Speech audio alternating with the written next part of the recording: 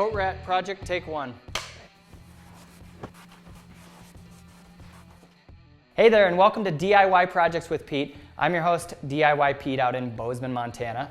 And today we're going to do a real simple metalwork project. This is going to involve a plasma cutter and a welder. And my cousin Peder is here to join us. So thanks so much for coming on. Yeah, thanks for having me, Pete. You bet. All right, well, we're going to build a coat rack for his dorm room, and we're going to incorporate some marine life into it, because that's something that you're definitely into, I imagine, right?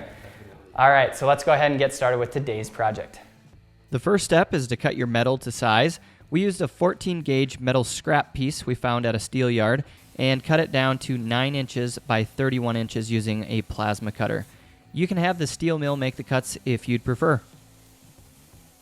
Hold the nozzle about 1/8 of an inch off the steel and keep it as steady as you can. Plasma cutting is actually really easy and it is a lot of fun, so don't be intimidated to give it a try.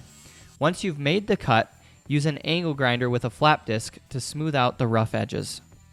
Next, decide what you'd like to use as cutouts for your coat rack. We did some marine life, and so we made a stencil of a shark and a swordfish. If you are good at drawing, simply draw a design on some metal and then plasma cut it out. If not, use a stencil, and you can buy lots of different stencils at craft stores or have a local sign maker make some custom ones for you. We used my Graphtec vinyl plotter and Adobe Illustrator to create a couple stencils, and I use this machine for lots of different projects with woodworking and metalwork out in the shop.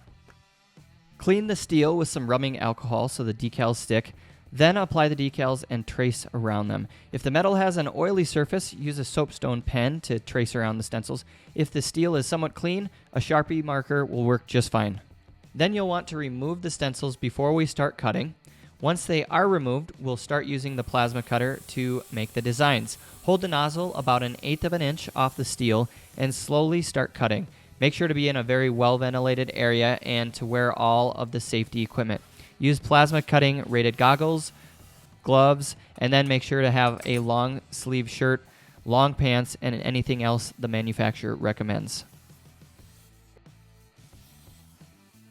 I like using the white soapstone pen because the line is easy to see when you are wearing the dark goggles to cut. Next, clean up the rough edges of the designs using a flap disc on an angle grinder. Make sure to secure the fish or other designs to your work surface.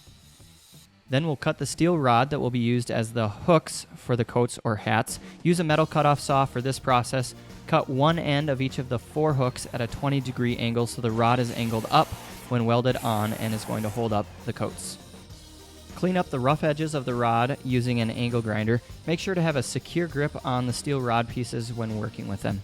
Decide how you'd like to space the steel rods. We space them 2 inches in from each end and then roughly 9 inches apart from each other. This is plenty of space between the coats and is enough room for how we wanted to space the designs. Then use a welder to tack weld each of the rod hooks onto the steel sheet. Make sure they are all angled up, and once you've tack welded each of the rods in place, go back and complete the welds by taking your time and going around the entire steel rod.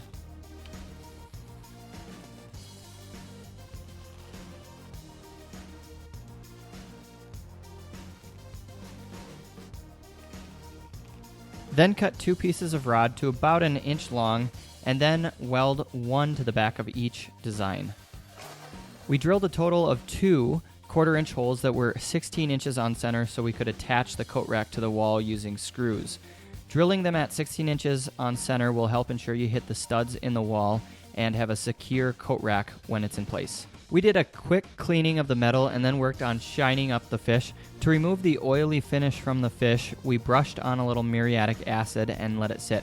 Make sure to be extremely careful when working with this stuff and always wear safety goggles, a respirator, good rubber gloves, and any other necessary gear recommended on the label. A Scotch pad will help remove some of the stubborn grease. Once the designs are clean, rinse them with water, and this is going to get rid of the chemicals. Let the steel dry a few minutes, and then use a 220 grit sandpaper on an orbital sander to shine up the fish. Weld the fish designs into place, and then clean up any weld marks using a Scotch pad or sandpaper if needed. We wanted to keep the natural mill finish of the steel, and so we didn't want to rough it up too much with anything real abrasive.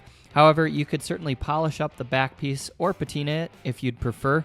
I have a few examples of other options on the Metal Projects tab over at DIYpete.com. Lastly, protect your project by using a metal sealer. Then hang your new coat rack and enjoy the functional piece of art. This is a great metal project for a beginner, and I'd love for you to try it out. Please subscribe to the YouTube channel and give us a thumbs up if you enjoyed the video. For the complete tutorial, head over to DIYpete.com/metalcoatrack. Best of luck with all your upcoming DIY projects, and most importantly, have fun making them. Thanks for watching, and cheers from Montana.